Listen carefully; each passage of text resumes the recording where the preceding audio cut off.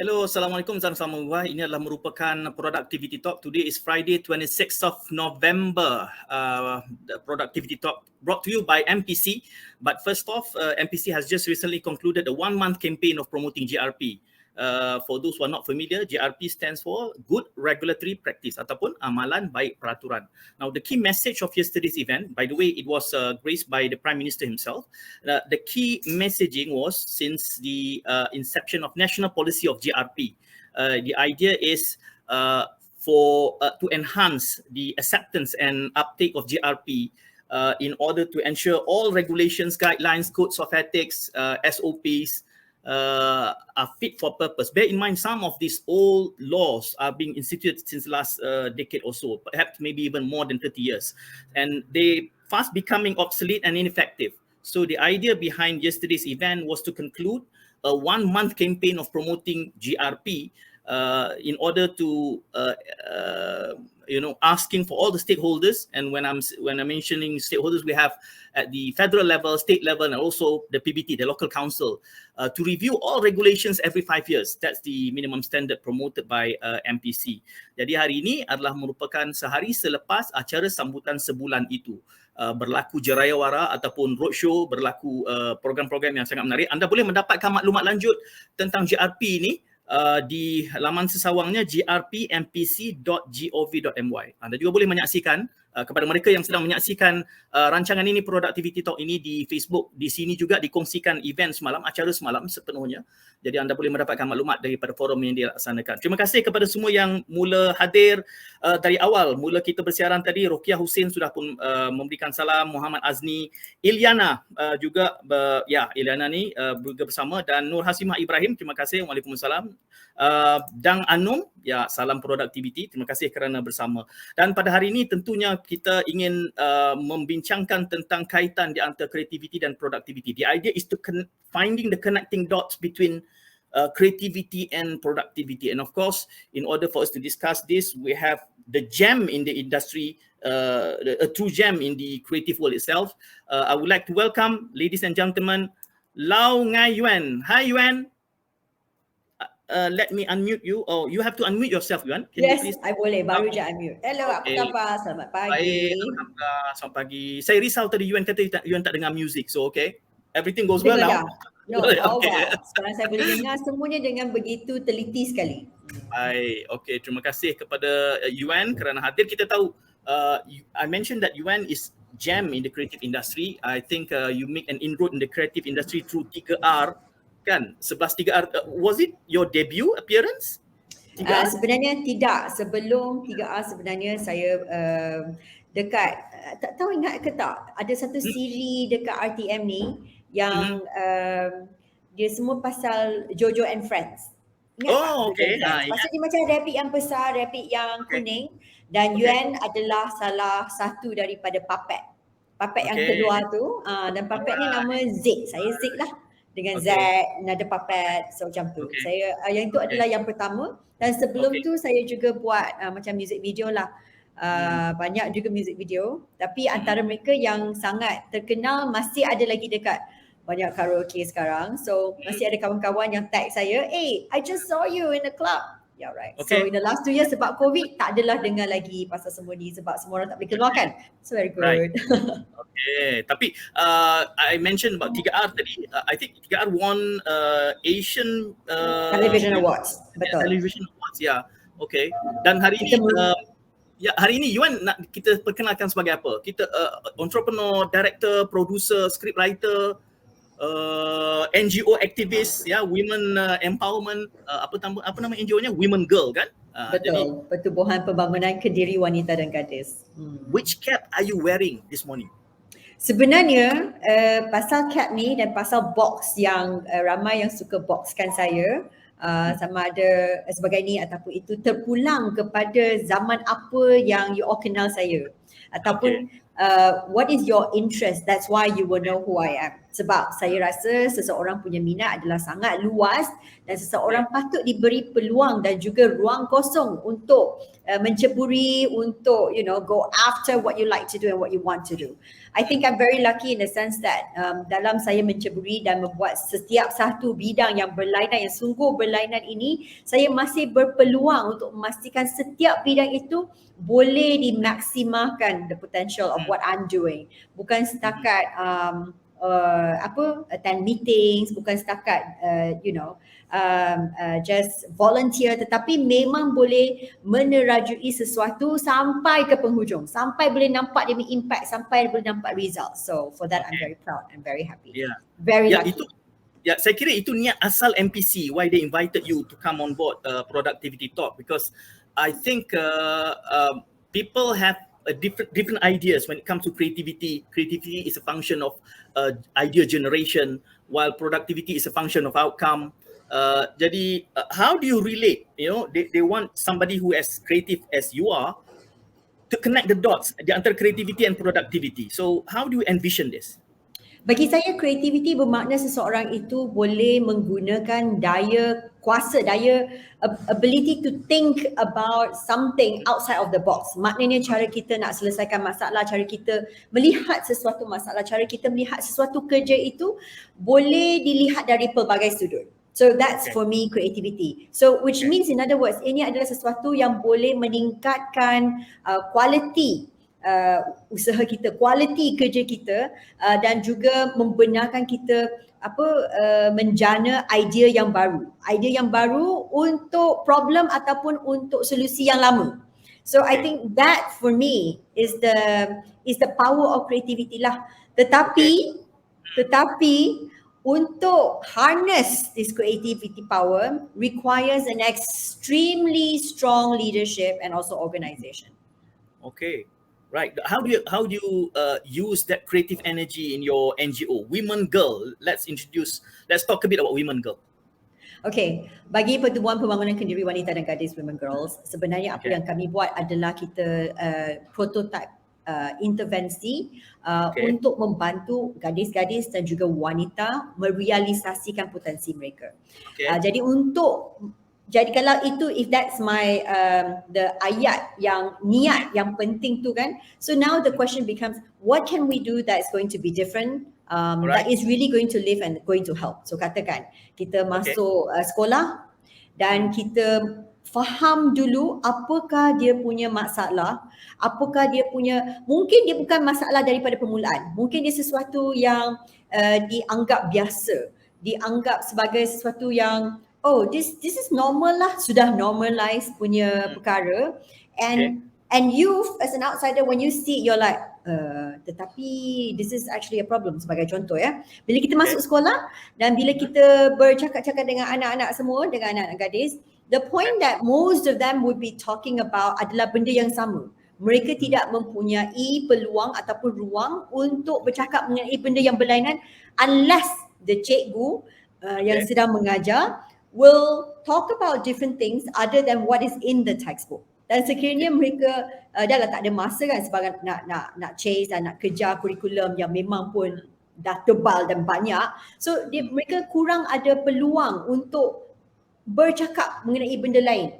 Jadi kalau kita tidak bercakap mengenai benda lain, macam mana kita ingin memperkasakan gadis-gadis untuk memikir outside the box, untuk memikir benda-benda yang berlainan untuk diri mereka sendiri. Sebagai contoh, kalau anak-anak selalu sering, depending on the surrounding and also your family background, whatever, but this particular school that I go to, bila kita tanya for fun, we're just for fun asking, so lepas form 5 you nak buat apa? Diorang semua jawab macam sekali hembusnya, semua bersama-sama. And this is, we only talk to the girls, we don't mix them together, because when we mix them together, chances of them talking for the girls is a lot less. I see. Shy kot, segan. Okay, so the girls, bila we ask them, so what are you going to do after form 5? Mesti excited kan? And all of them sekali kata, kita akan kahwin. Okay, that's the first thing. 17 je kot, you nak kahwin. But then if you hear them out, then you understand that for a lot of them, that is how they were brought up kan? memang perjalanan seorang wanita bila you dah sampai ke tahap you nak berkahwin tu, that is freedom. Bukan saja freedom, but it juga menandakan that you are sekarang all grown up, that you dah matang, dan you dah diberi tanggungjawab untuk berdikari, you dah boleh berkeluarga, merupakan sesuatu penghargaan, merupakan sesuatu pencapaian yang diberikan oleh masyarakat kepada gadis, which is not wrong. But what is wrong is that you ask them a second question. Okay, lepas kahwin you buat apa?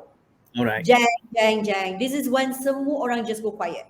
Because they think it's like, and they live happily ever after. Kan? For all the storybooks that we read, they live happily ever after and that's it. No, itu folklore kita kan? Really... itu folklore kita. Snow White and the Seven Dwarf, itulah ceritanya. Snow White. Tetapi sebenarnya ada cerita selepas they live happily ever after. This just the way storybooks are written, right? Tetapi the malangnya adalah dalam sekolah hari ini juga, bila kita masuk sekolah kita cakap dengan mereka selepas kahwin what will happen, the ... tu sebenarnya tidak lagi diisikan. And I think this is a problem. So why is this a problem? This is a problem sebab anak-anak semua tidak diberi ruang untuk memikirkan apakah option mereka sekiranya mereka ada option ke tidak dalam kehidupan. Sure, if you want to marry at the right age, 18 and above please. At the right age, absolutely, if you are ready for that kind of responsibility, absolutely, but you have to be able to have the freedom to make this decision. And if you didn't have this freedom, or if you decided early, and you know, bila kita membesar, kita akan lebih matang, dan kita akan lihat balik dan why did I make this decision? Siapa yang ajar I buat benda macam ni? Sure, but if we know the options, it's going to be better. If we understand how the masyarakat works, it's going to be better. So then we talk about how can we encourage young girls to have different kinds of conversation. For example, apakah hak asasi mereka sebagai seorang wanita, sebagai seorang manusia dekat dunia ini di Malaysia, and we actually enjoy a lot of amazing rights in the country, right? Dan juga apakah itu, for example, financial freedom, apakah itu career development, apakah itu sumbangan kepada harta intelek, for example. Semua ini sebenarnya sepanjang persekolahan, unless you're very lucky to have a good teacher who will take a lot of time out to have this conversation, chances are you aren't going to have this conversation, and that is a pity. So it's very important then, therefore, that what we do as women girls is that we come in and we do different activations with the students to let them see, okay, sebenarnya kehidupan ni macam mana susah pun ada option yang berlainan. Macam mana senang pun masih juga ada benda yang kita boleh buat untuk menambahkan kita punya kadar what can we give? What is our contribution? Kadar kontribusi kita. So there are so many of these things that needs to be addressed outside of just schools. Kalau kita hanya memberi, if we are only imagining that the parents are the only people yang bertanggungjawab to teach the children, I want to say that's not true. Sebab perlukan satu kampung. You really need a village to teach and to train a child. And so in the absence in today's world of this kampung that we imagine, friendly, a lot of people talking to your children. In today's world, yang kampung kita tu macam kampung batu ni, yang sejuk and cold, yang don't talk to each other. How do we then make sure our children get this conversation and get time to even download? Kehidupan ni bukan saja exam, bukan sahaja lepas form 5 happy, boleh freedom, bukan. Kehidupan ni panjang. Dan dia panjang, ada fasa-fasanya, dan ada kepentingan untuk kita membincangkan tentang apakah sebenarnya nilai seseorang itu kepada kehidupan, kepada masyarakat, kepada persekitaran. We all have our duties, and you can do a few things at the same time. So then what do? So we do some intervention program, but to even have this conversation, we make videos. We make really fun stories, make into films. And we got women and girls who were not film directors or television show directors to try directing. Just to membuktikan sesuatu, iaitu sebenarnya semua orang sekiranya diberi peluang, boleh je Syang boleh je membuat sesuatu yang mereka tidak terfikir untuk membuat. We get so many opportunities, so many girls that today that they are in different kinds of conversation, different kinds of space, different kinds of ruangan untuk menyerlahkan lagi bakat mereka dan juga kebolehan mereka disebabkan adanya peluang. So we need to think how else can we drive this kind of peluang for as many people as possible. So there will be many follow-up questions. But number one, the first follow-up question is that you mentioned the word prototype just now. So why does prototype come into the picture? Prototype maknanya bagi saya adalah membuat satu solusi yang kita tidak pasti akan berjaya ke tidak, tetapi kita mencuba. Kita mencuba, jadi kita prototype lah. So we prototype. The solusi dan prototyping tak semestinya hanya tertakluk kepada benda ataupun sesuatu yang nyata.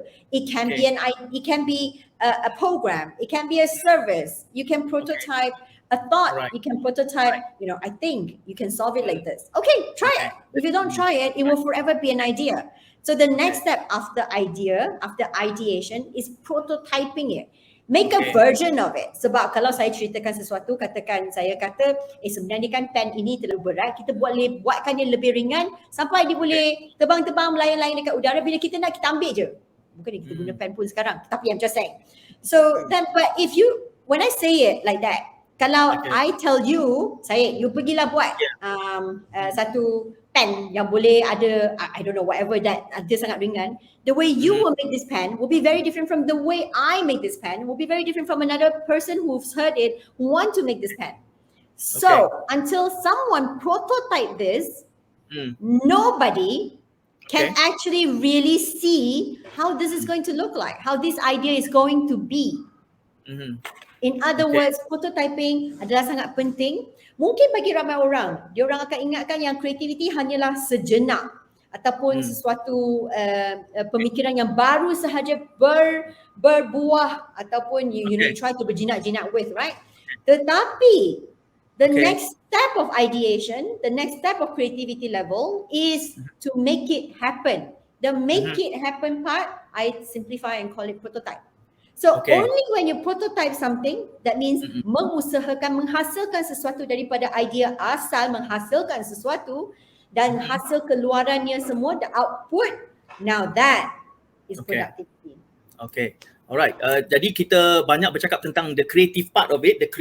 Nevertheless, this is still a productivity talk. Jadi bila bercakap, tadi saya menyatakan bahawa our challenge this morning in this productivity talk is to connect the dot between creativity and productivity. And by the end of your explanation just now, you basically have mentioned it a bit. Cumanya, how did much have been said and done by Women Girl. You talk about creating programs, intervention, prototyping it, turning ideas into action. But along the way, how do you gauge productivity? Di mana datangnya ukuran-ukuran productivity ni di dalam elemen-elemen kreatif yang Yuan laksanakan ini?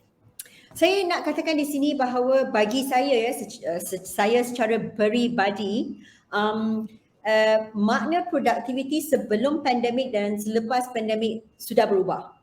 Sebelum pandemik, bagi saya sendiri bila cakap pasal productivity, it's about how much you can do.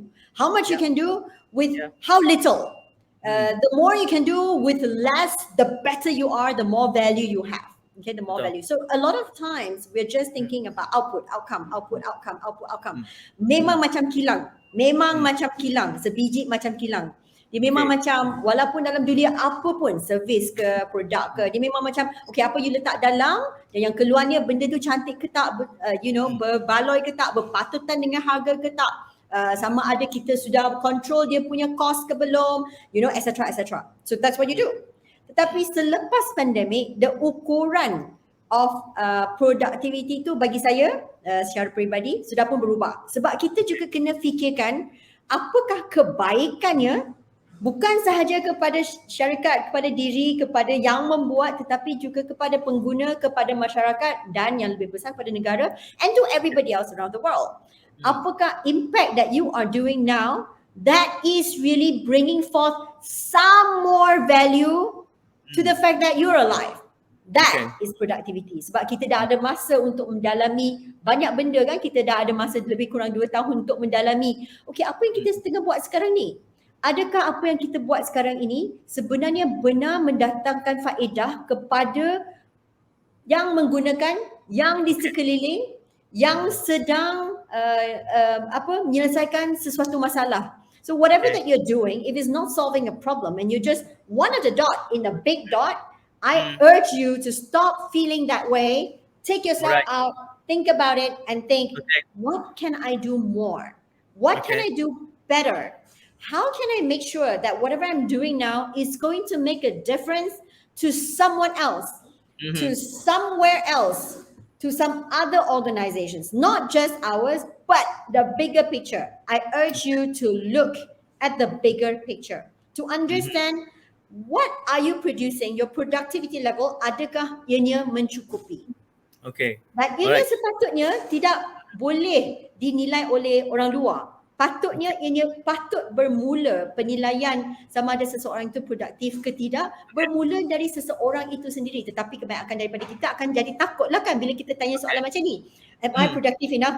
Alamak, I sleep lah, I tidur lah hari ni 10-12 jam. Maknanya tak produktif lah kan. Tetapi sekiranya you tidur 10 jam tetapi dalam masa 2 jam yang you tengah celik, awake and you are doing something that is beneficial to other people aside from yourself, I want to tell you, congratulations, you have been absolutely productive.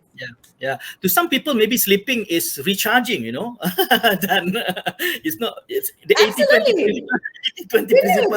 Kalau tak charging, macam phone kita semua tu kalau tak charge mati je kan. So kenalah charge. It's very important. And health, kesihatan. I think post pandemic, more and more of us realize productivity level depends on your health level.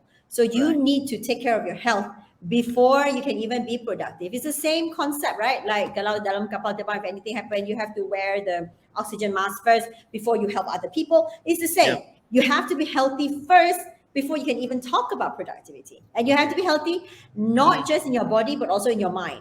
And when you're healthy in your mind, that's when creativity happens. That's when you become creative. And I want to say creativity bukan sesuatu yang halus. It's not. I think people keep getting it wrong. Creativity bukan sesuatu yang hanya mereka dilahirkan dengannya. It's not true. Ataupun ini bakat yang memang pun kita tidak boleh nak repeat and scale. It's not true. Creativity is absolutely scalable. Creativity is something that's absolutely boleh di-copy, boleh di-train, boleh dipelajari, boleh disebarkan to the whole of organization. It's the feeling, it's the mind. That's creativity. Okay. For this segment alone, we have to create a subtitle: Demystifying Creativity. Itu saja. Saya nak address beberapa penonton kita. Shazlina ni dia kata Yuan juga adalah ahli jawatan kuasa pembudayaan produktiviti negara. Dan ada tadi penonton kita di mana ya? Ini Iliana, dia kata another additional cap for you, Yuan, a motivator, so motivated. Jadi hari ini adalah productivity motivational talk. Kita tukar. Yay. Okay. Aswadi, okay. Terima kasih kepada Elaine Cham, now Nura Harun dan juga Aruni Mat Isa. Anda boleh bertanyakan soalan, manfaatkan ruang Facebook yang ada untuk bertanyakan soalan kepada Yuan. Yuan, you mentioned about the challenges within the current mindset kan. Creativity ini we try to give a new definition to it, ataupun basically that's what we understand by creativity as opposed to what the conventional wisdom is saying about creativity.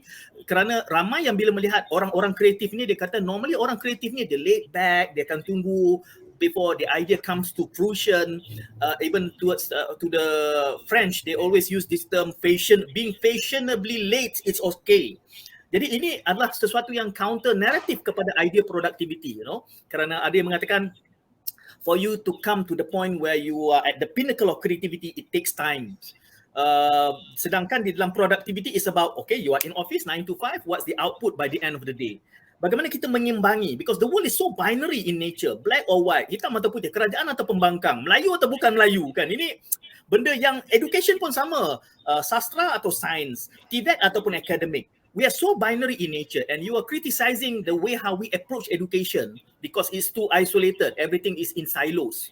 Macam mana orang yang, if the boss, since you are already a boss at the pinnacle there and you are creative, then senang lah orang bawa, okay tak apa, Yuan is my boss, she is very creative. Tapi sometimes, ke atas tu is binary people, right or wrong, regulation or not. Hari ni pun kita bercakap soal agile regulation, fit for purpose. Look back at regulation yang mana obsolete kena tukar. This requires creative energy, as you mentioned, prototyping. So for the subordinate, it's very hard for them to break the glass ceiling, for instance, kan? Nak climb up the ladder before, now I'm the boss, I can exert the creative energy. But you're saying creative is also a productive process. Sedangkan kita berada di dalam dikotomi dunia yang hitam putih, kreatif tak kreatif. So how do we address this? Yuan?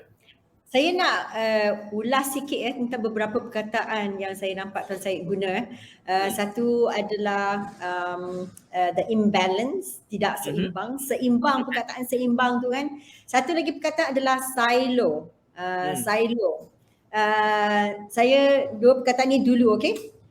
Yang pertama saya merasakan we still only have 45 to 1 hour. By the way. I know, right? We have 4 days. I can talk 4 days non-stop, you know? Okay, so the first thing is that bila kita nak katakan seimbang ni, kita akan biasanya dalam kepala otak kita, dalam kepala kita, kita akan rasa yang seimbang tu adalah macam weighing scale kan, weighing scale. Dan bila kita kata seimbang, dia kena 50-50. Dia macam kena, kalau you ada creativity, you kena ada sedikit macam style macam yang style jenis lah, style orang kreatif lah, memang sama je. Dia memang macam dia ada dia punya angin, all that. I want to say that is totally untrue. Okay. Just because these stories are sangat popular, dan bila kita dengar, boleh ulang dengan senangnya. I tell you, which one is more interesting to repeat? Katakan, he's such a good director tau. Bila dia directkan, memang dia punya house, memang jualan tiket dia habis. Memang full house habis. Dan bila habis tu, bila keluar, otak kita akan pusing-pusing, bergeligas sedang mencari jawapan apa yang diusulkan dalam teaternya. You go like that. And then you follow up with, tapi saya dengar dia director yang teruk, dia jahat, datang lambat lah, bila dia cakap dengan dia punya actor lah, dia orang tak kisahlah. So when you say this and you repeat it sounds like, it's such a great story. This director is great, tapi kat belakang, dia teruk lah, dah. Okay, versus another story that, this director is the same, same thing, same result. Semua yang dibuatnya mendatangkan hasil, audience dia memahami semua. And tapi director ni baiknya, dia sangat berdisiplin. Bila dia kata datang pukul 7 pagi, dia 6:30 dah sampai. Dia kata 7 pagi dia kena makan, semua dah buat dah.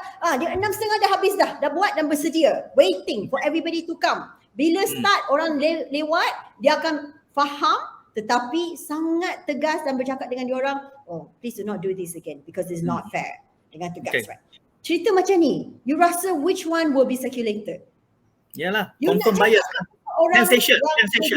Exactly, you won't. So you will sensationalize, you will choose a story that's sensation, and therefore because there are so many creative people around you, and sensational story is a lot more fun to share, therefore you think that creativity mesti ada dia punya angin. Tetapi that's not true at all. I want to say creativity ini bukan sesuatu seperti saya katakan tadi kan. Even you look at me, when you say creativity, you think, ini dunia, you ni mesti dunia TV lah, filem lah, radio lah, teater lah kan. Dan banyak pun, memang pun kerja saya memang berkaitan dengan semua bidang ini. But I want to tell you, saya juga seorang usahawan. Dan dalam seorang usahawan tu, creativity adalah sangat penting. Saya juga seorang pemimpin, dan dalam kepimpinan tu, creativity adalah sangat-sangat penting. In fact, for me is level 1 more than anything else. Dan kalau kita lihat satu dunia ini, setiap yang berjaya, daya creativity adalah sesuatu yang memang nombor 1. Whether you are the world's leader, president of International Monetary Fund, IMF, for example. You have to be creative. You have to be creative in looking at how to solve financial issues that are bugging different countries around the world, because different countries need different solutions. If you're not creative in looking at solutions, you don't deserve your job. So creativity is important. So there is no way, there is no conversation, no need for any conversation to menyeimbangkan. Now, when we talk about silo, maknanya macam mana kalau pemimpin kita tu dia tidak memahami kepentingan creativity. But we're not just talking about creativity. Sebenarnya dalam kepimpinan itu ramai pemimpin yang old fashion ataupun old management style lah kan. Old management style adalah satu style yang sebenarnya kita perlu memahami sebagai lapisan lapisan yang seterusnya, the next layer, right? The next layer of panggil old school. That's right. You have to think, kenapa dia orang old school? Kenapa macam tu? That's because management wise, dari dulu lagi cara mereka belajar dengan cara mereka sampaikan apa yang perlu dibuat sangat sudah pun dibukukan begitu berlama-lamanya. So just like they are hoping we will change to listen to them more, we are also hoping that they will change. But this hoping tu, forget it lah, nothing's going to happen. So if you want change, you have to make it happen. If you want to break the silos, you, no matter what position you are, kerani ke, professional ke, dekat, ranking higher ke, not higher ke, lower ke, five ranks lower than the boss ke, you can make a difference. You can do something more today than before tau. Kalau sebelum ini katakan 20 tahun lalu, lagi impossible. Itu impossible sebab kalau you dimarahi ataupun tidak disukai oleh pemimpin ataupun your leader, hancurlah career kan, hancur, right? You can be cold storage. Today, cold storage doesn't happen because it's not one person's decision. Nowadays, more and more opportunity is there because it's not just them punishing creativity, right? It's also punishing initiative. It's also punishing things that they are afraid of. But the good news is this kind of old management and old style, old school thinking semakin berkurangan sebab orang tua pun sekarang kena buka minda. Kalau mereka tak buka minda, maka mereka akan jadi dinosaur yang tidak lagi relevant. And that's something they're very clear about that they will not do. So for me, this is a non-issue. If you want to make this an issue, you are making it as an excuse. So kalau you memang, look, your niat is what? Your niat is apakah nilai saya bagi kehidupan? Apakah nilai saya untuk masyarakat? Apakah nilai saya sebenarnya untuk benda-benda sekeliling, right? So if that's your question, then one of the things you need to do is to overcome the limitation that you have, that there is a ceiling. Tak adalah, please. There's a ceiling. Break it. What about? What are you talking about? Break it je. Do something about it. Sure, it's not overnight. Sure, it's not overnight. But asalkan your thoughts and your pemikiran first start with the right thing, you can do something about it, it's already a great start. Better than tak boleh lah ni, tak boleh jadi ni. Saya nak bagi mesej kepada MPC, nak minta lanjutkan sesi ni jadi 4 jam. Banyak soal jawab ni dan we start getting more serious questions now, despite the fact that we're trying to do this productivity talk casually. Tengok soalan ruang komen tu dah banyak soalan yang panjang-panjang, perlu pembentangan kertas kerja selepas ini ya. For an instance, saya ambil dulu satu soalan daripada Zamri Muhammad. Dia kata bagaimana nak membentuk pendemokrasian kreativiti dapat diterapkan dalam organisasi dan komuniti yang sudah biasa dengan amalan tradisi top down approach. Now, saya nak cuba reconstruct soalan ini di dalam kerangka GRP, di dalam good regulatory practice ada dipanggil agile regulation ya, ataupun terjemahannya kepada peraturan tangkas atau peraturan luas fleksibel ya. Di dalam elemen ini kalau kita bercakap soal MPC I would say majority of its stakeholder from the public sector. Sebab kita bercakap soal kementerian, agensi, sebelum pergi kepada industri, probably industry is at the third tier berbanding dengan sektor awam ya, public sector. Jadi bila bercakap soal old school management is the event of the past, which is true, but it is also about playing catch up. To exert change, to break the glass ceiling, for you to wait for 12 months as compared to maybe only 10 months, 2 months. Now the competition is not just about one agency against another, but it's also about Malaysia against Vietnam, Malaysia against Indonesia. Vietnam now has VinFast, and we are still struggling with Proton owned by Geely. Itu dalam GLC. What about dalam kementerian? And dalam kementerian, you're talking about silos, right? Di Malaysia, you have 5 ministries yang menjalankan tugas satu ministry in Japan, for instance. And this is a clear silos, politically speaking. Sorry lah, sebab saya selalu mengendalikan polisi advocacy kan, terdorong untuk bawa, tak tahulah kalau Yuan nak bertanding in the next ZRU, I'll be your campaign manager, Yuan. But the thing is, kita perlukan motivasi untuk berubah, tetapi kita juga perlu empowerment untuk melakukan perubahan itu, bukan besok, tapi sekarang. So, macam mana nak bergerak ke hadapan dalam keadaan sebegitu, Yuan? Sekali lagi saya ingin katakan disebabkan oleh pandemik, masing-masing diri kita ada cukup masa untuk meneliti bukan je diri kita tetapi persekitaran kita. Dan penelitian ini membolehkan kita mencambahkan idea yang berlainan. We ask questions that we would never have time to ask questions before. Right. So if we are talking about a bottom-up approach, if we're talking about an approach yang membolehkan sesiapa yang rasa mereka di bawah chain of everything else that's happening, if you want to see change today, there's no better time than today to do something about it. Today, kalau you buat sesuatu dan ada impact dan ada dia punya keputusan, ada dia punya good results tu, dengan cepat dia boleh merebak dia punya results, dia punya good work. Straight away, orang atas akan tahu. Kalau tak tahu, maknanya they shouldn't be at the top lah. But they will know. Okay. Because there's just so many more channel of distribution of good ideas and good work today, more ever than before. Before this, you may have so many people di atas ke, di tepi ke, di sekeliling ke that stop you. Today, your tools is in your hand. You nak buat apa?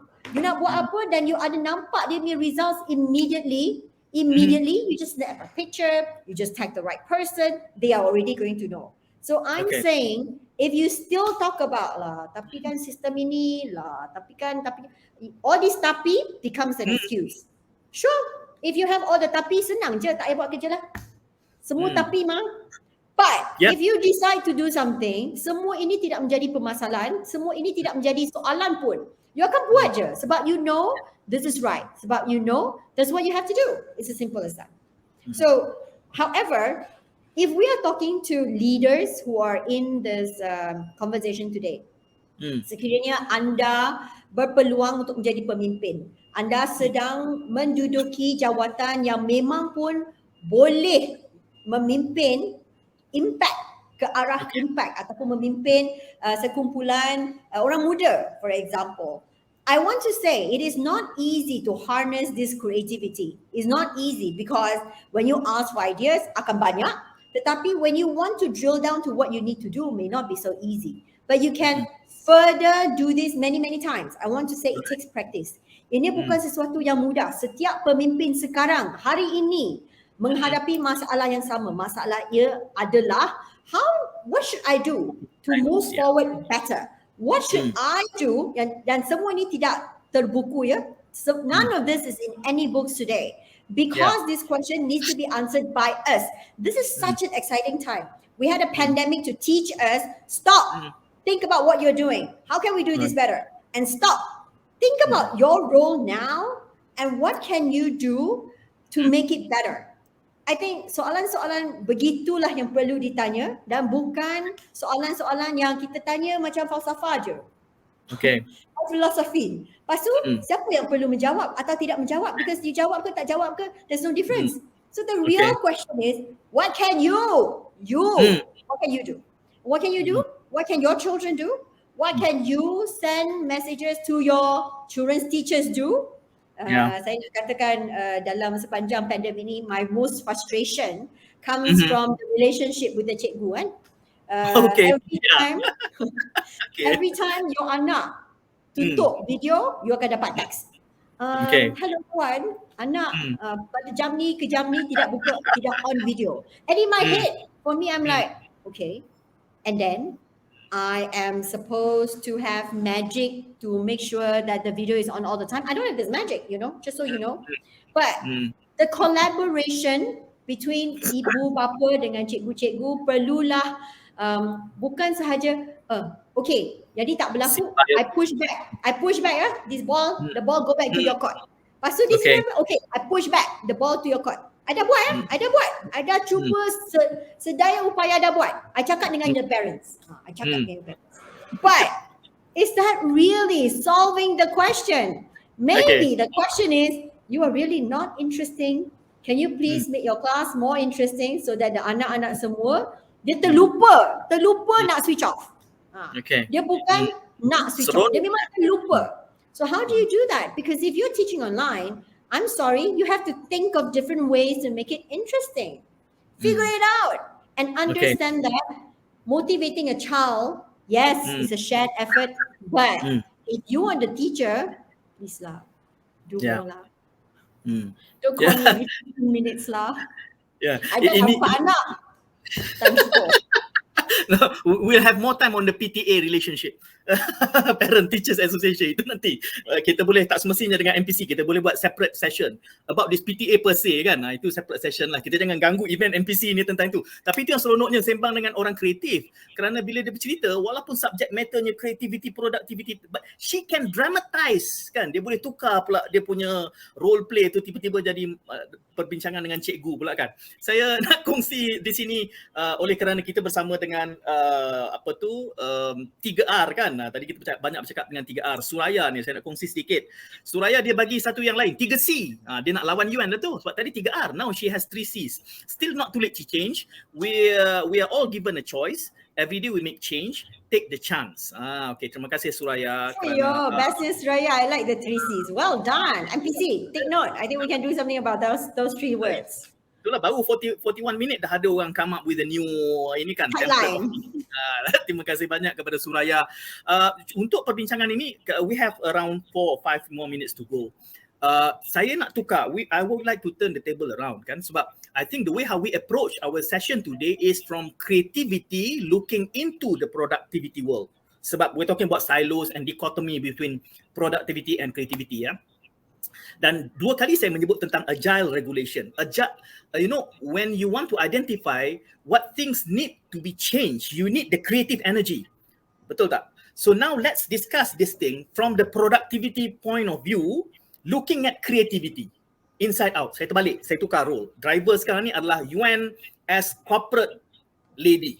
Kan? From the corporate point of view. Also, you have the same limitations kerana there is SOP, there is regulation that you need to follow, but at the same time, some of the regulations are obsolete.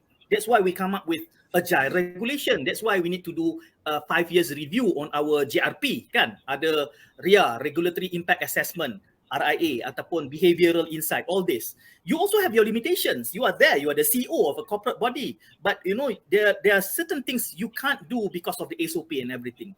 So, macam mana kita nak membudayakan creativity pula as a leader in an organization where the dichotomy is black and white, right and wrong, do this, not that, very regimented, ikut bidang kuasa, limits of authority, especially in the public sector kan. That is in the different ministry, that's not our ministry, that different agency, tak boleh KP lain, budget lain. So macam mana kita nak exert creativity dalam keadaan begitu, Yuan? Okay, I want to say creativity hanya boleh berlaku dan hanya akan terjadi sekiranya ada satu lagi C. This C is in English, of course. And this C word is called collaboration. Kolaborasi, bahasa K lah kan.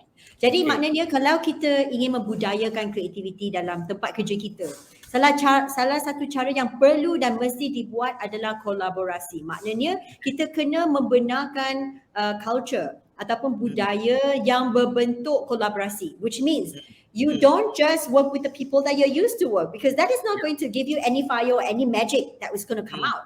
You need to work with people that, boleh ke? Macam mana ni? Yes. Untuk mencantas, untuk to kickstart, to have that fire to say, oh, how about that? That is going to work. So macam tadi kan kita kata silo. So to break the silo, one of the biggest strength or the biggest way yang offensive adalah kolaborasi. Maknanya, okay, mungkin sebelum ini cara bajet ataupun cara kita nak buat sebelum ini memang that agency buat ni, agency buat ni. Lepas tu mungkin mereka akan adalah peluang untuk meet in the middle. But today, if your MO, if your modus operandi is really you start with collaboration, you start, okay, untuk buat benda ni, agency ni, campur, buat. Immediately, it becomes different. Immediately, the mindset already kena shift. Sebab sekarang ni, you akan play on the same field. You tidak ada lagi pangkat. You tidak ada lagi, agency lagi besar daripada ini agency. Tidak. Now, you put everybody at the level playing field. But you can only do that. You can only do that if the word is collaboration. And you have to have collaboration rules. What is the collaboration rules? The best result wins. Whoever that can come together, it must come together. Kalau tak ada together tu, that means tak betul.